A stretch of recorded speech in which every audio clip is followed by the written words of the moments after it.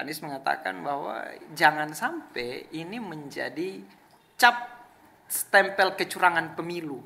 Pak Prabowo tidak hanya akan mendekati Nasdem, tapi juga akan menggandeng, akan mengajak P3 masuk koalisi. Tetapi sidang MK tidak menggugurkan keputusan MK sebelumnya mengenai syarat pencalonan.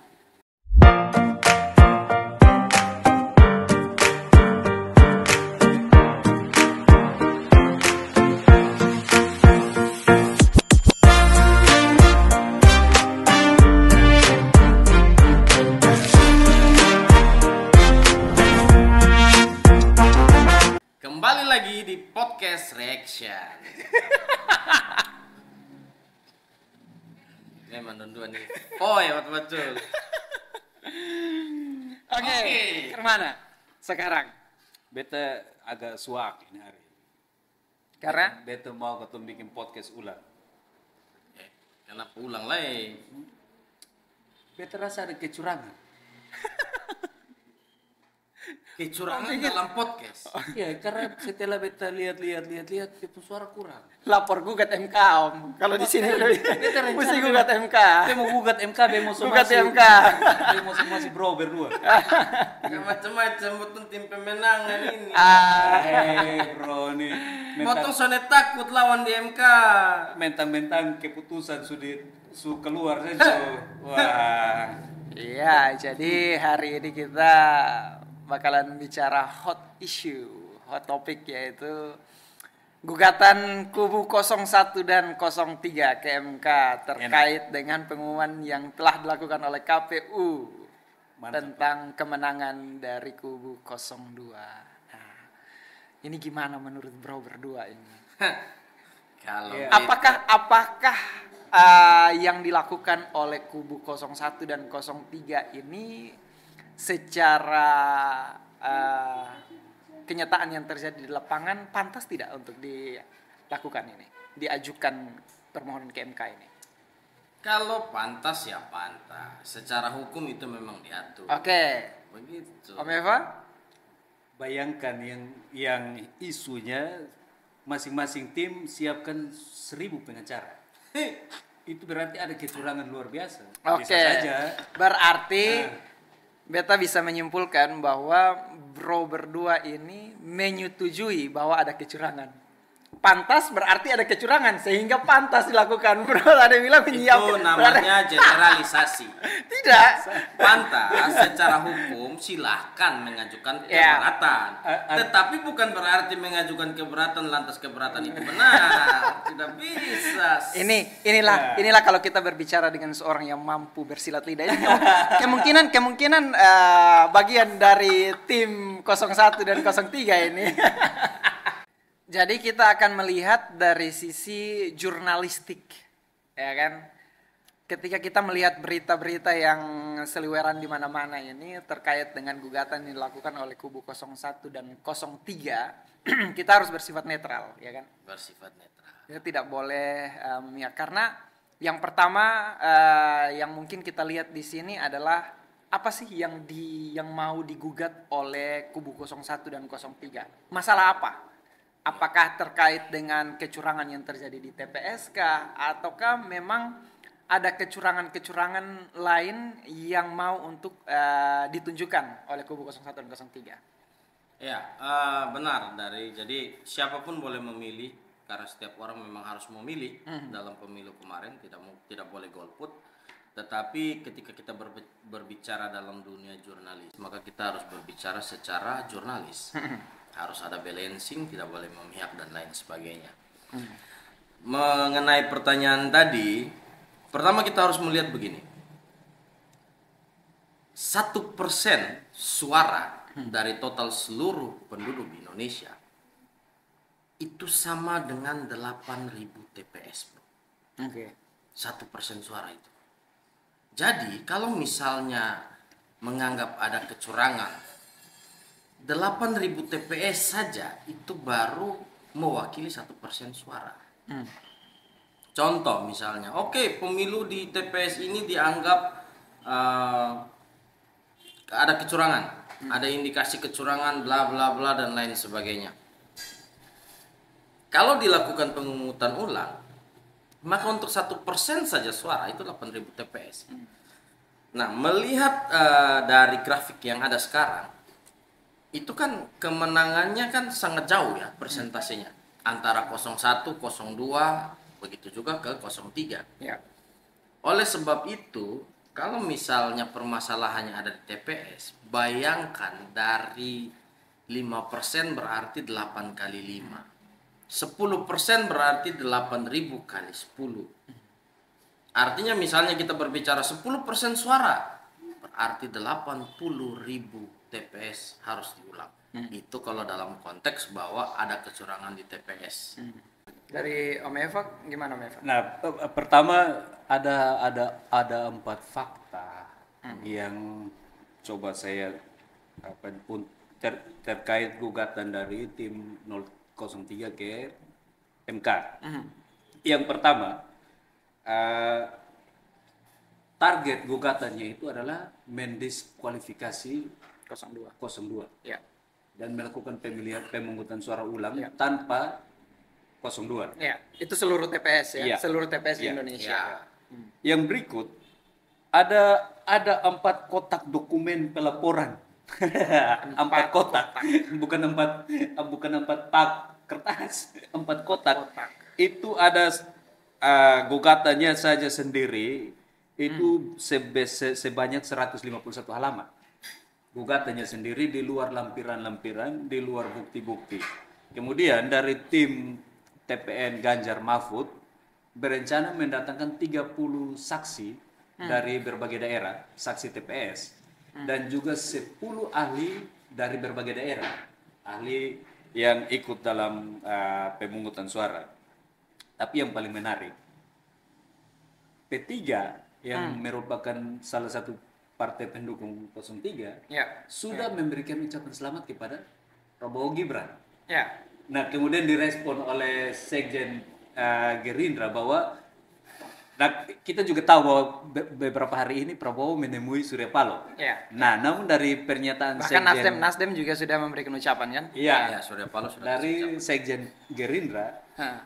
mengucapkan membalas ucapan selamat dari P3 dengan Pak Prabowo tidak hanya akan mendekati Nasdem, tapi juga akan menggandeng, akan mengajak P3 masuk koalisi. Jadi untuk melihat bagaimana titik permasalahannya, tidak mungkin mereka akan menitik beratkan pada kecurangan yang terjadi di TPS. Karena itu sulit.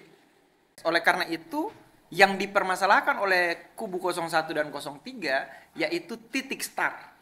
Sedangkan kubu 01 itu menggugat juga terkait dengan penggunaan alat negara yang mendukung kubu kosong yang dianggap mendukung kubu 02. Nah, menurut Bro berdua, apakah yang dilakukan oleh kubu 02 ini benar-benar menggunakan alat negara sebagai bahan untuk kampanye kemenangannya? Kampanye untuk menang, dan juga apakah memang Gibran terkait dengan Gibran ini masih pantas tidak untuk dipermasalahkan? Oke, pertama kita melihat fakta yang ada sekarang. Fakta yang ada sekarang menunjukkan bahwa pencalonan Gibran itu sudah sah secara hukum. Oke. Sah secara hukum. Kenapa sah secara hukum begini? Kita tahu kemarin itu permasalahannya dikatakan bahwa karena pamannya Gibran, makanya keputusan itu diloloskan. Tapi jangan lupa sudah ada juga sidang MK yang menetapkan paman Gibran bersalah. Tetapi penetapan beliau bersalah itu penetapan karena kode etik. Kode etik di mana ketika keputusan itu diambil karena masih ada hubungan persaudaraan dan beliau ada di situ, maka dianggap melanggar kode etik. Tetapi sidang MK tidak menggugurkan keputusan MK sebelumnya mengenai syarat pencalonan. Jadi ini sudah bukan di tingkatan keputusan MK lagi, tapi sudah di Majelis Kehormatan MK yang memutuskan bahwa itu aman. Secara hukum. Secara hukum itu tidak salah. Ya, memang menarik karena kalau dari kubu 01 menggugat diadakan pemilihan ulang dengan Prabowo tetap ikut kontes, tetapi Gibran tidak boleh ikut. Jadi artinya 01 fokus kepada pencalonan Gibran. Ada isu yang beredar bahwa keputusan MK terkait Gibran itu terlalu cepat, dan itu makanya akan tersangkut ke KPU, bahwa harusnya keputusan batas maksimal umur minimal umur wakil presiden itu harusnya diberlakukan bukan sekarang. Harusnya berlakunya nanti 2029. Nah itu yang kemarin digugat di MK, makanya timbul kesalahan. Nah yang berikut, dari kubu 03 menganggap ada kecurangan pada saat pemungutan suara. Makanya dari tim pemenangan 03 mengatakan bahwa secara perhitungan internal suara dari Ganjar Mahfud tidak segitu. Harusnya 2 putaran. Makanya di dalam gugatan itu juga dalam gugatan itu tim Ganjar Mahfud mempersiapkan 30 orang saksi sebagai saksi bahwa ada tindak kecurangan pada saat dalam perhitungan suara. Tindak kecurangan pada saat penghitungan suara. Karena menurut tim Ganjar Mahfud bahwa suara mereka tidak segitu. Jadi Ganjar masih belum bisa menerima suaranya hanya 16%. Sedangkan dari kubu 01 itu kalau kita lihat apa yang dikatakan oleh Caimin menggugat terkait dengan rekayasa regulasi. Berarti kan ada hubungannya dengan Gibran kan? Rekayasa regulasi dan penggunaan alat negara. Oleh karena itu disambung oleh apa yang dikatakan oleh Pak Anies. Pak Anies mengatakan bahwa jangan sampai ini menjadi stempel kecurangan pemilu, dan kita harus merubah ini. Jangan sampai ini menjadi masa depan yang tidak bagus, catatan sejarah yang tidak bagus bagi Indonesia sendiri. Dan sedangkan kubu 03 menggugat terkait juga dengan pencalonan Gibran dan juga kecurangan yang terjadi di TPS. Nah, pertanyaannya, apakah yang dilakukan 01 dan 03 ini buang-buang waktu atau tidak? Tergantung dari sudut pandang mana kita melihat. Mungkin tidak mereka memenangkan gugatan di MK ini. Secara hukum itu diperbolehkan dan sah secara hukum untuk menggugat. Setiap pihak yang merasa memiliki bukti dari kecurangan, jadi sah-sah saja. Kita sendiri pun kan dalam posisi untuk melihat bagaimana kedepannya seperti apa, dan potensi untuk menang atau tidaknya saya tidak bisa mengatakan persentase karena itu semua sudah dalam ranah MK untuk memutuskan, dan kita percaya bahwa di MK kita masih punya putra-putra bangsa terbaik yang siap untuk menentukan segala sesuatu perkara yang ada di sana dengan baik dan benar. Jadi ya kita sekedar menyerahkan kembali semua ke MK. Sekalipun jangan sekalipun. Jadi 2 kali pun, 3 kali pun. Sekalipun memang menurut saya agak sulit. Pasti sulit dan membutuhkan waktu yang panjang. Nah, kalau dari saya, sepanjang sejarah gugatan ke MK, gugatan mana yang pernah menang? Hasil penetapan KPU itu pasti seperti itu sudah, tidak bisa diganggu gugat.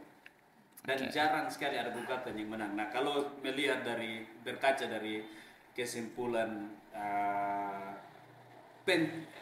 gugatan yang diangkat oleh tim 01 misalnya, dia menganggap bahwa Gibran itu melanggar konstitusi. Makanya sering disebut anak haram konstitusi. Tetapi kalau saya ingat kembali, pernah Rocky Gerung sendiri menyampaikan kalau memang dari awal merasa itu kecurangan, mundur dari bursa pemilihan presiden untuk menyatakan bahwa ini kecurangan. 01, 03 mundur. Ya. Karena ada kecurangan. Nah, kalau melihat berkaca kepada yang disiapkan oleh tim 03, 30 saksi ahli tidak mewakili TPS yang ada. Dan itu sangat mendukung sekali dengan apa yang dikatakan oleh Yusril Issa Mahendra. Dia mengatakan bahwa ini 01 dan 03 sudah bertarung bersama-sama dan ketika mereka bertarung mereka mengiyakan. Kecuali dari awal mereka memilih untuk tidak bertarung dan mengatakan bahwa ada kecurangan di situ dan mereka tidak mau. Nah, sekarang sudah selesai dan kemudian mereka mau menggugat sesuatu yang sudah berjalan bersama-sama dengan mereka kan agak sulit itu. Ya memang itu tidak benar sekali bahwa dalam hal ini saya sepakat dengan Rocky Gerung bahwa kalau memang hal itu dari awal dilihatnya salah, ya mundur. Dengan mundur dua pasang calon mundur itu goncangannya bukan hanya skala nasional, skala internasional. Tapi ketika semua sudah bertarung, sudah mati-matian, sudah saling debat dan lain sebagainya, terus sekarang tiba-tiba menggugat lagi sesuatu yang dari nol, itu menurut saya malah jadinya lucu. Gitu. Secara hukum juga kelihatan tidak profesional. Dan kalau seandainya kita berandai-andai ini, kalau seandainya MK mengabulkan gugatan dari Kubu 01 dan 03, maka hukum Indonesia akan dipermalukan di seluruh dunia. Kenapa? Karena ketika hal ini berhasil, gugatan antara dari 01 dan 03 ini berhasil dilakukan, maka ini bukan lagi pertarungan antara Kubu 01 dan 03 melawan 02, tetapi pertarungan antara MK melawan MK. That's right. Ya kan? Dan itu akan menjadi aib besar Indonesia di depan mata dunia. Aibnya terutama buat MK. Makanya tadi saya bilang di awal bahwa putusan ini sudah diputuskan secara persyaratan itu sudah diputuskan pertama oleh MK. Digugat, dilakukan sidang oleh Majelis Kehormatan Mahkamah Konstitusi. Artinya levelnya yang lebih tinggi lagi. Dan di level yang lebih tinggi lagi itu tidak melihat bahwa itu kesalahan. Lalu tiba-tiba kalau misalnya sekarang MK memutuskan bahwa itu salah, ini kan jadinya konyol. Jadi MK itu seperti mendulang air di mukanya sendiri. Ya, benar sekali. Dan itu akan menjadi itu ibarat pepatah kata, karena nilai setitik rusak susu sebelah Alfamart. Sebelah Indomaret berarti, Bro. Bukan endorse. Bukan endorse. Sama tahu Alfamart mau endorse ya. Itu boleh. Oke, kita sudah banyak berdiskusi terkait dengan topik gugatan 01 dan 03 ke MK ini. Jadi saya juga berharap agar podcast kita ini tidak digugat ke MK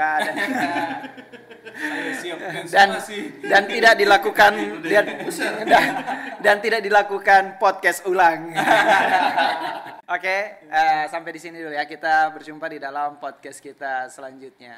Oke, sampai jumpa di dalam podcast kita yang selanjutnya. Bye bye. Salam olahraga.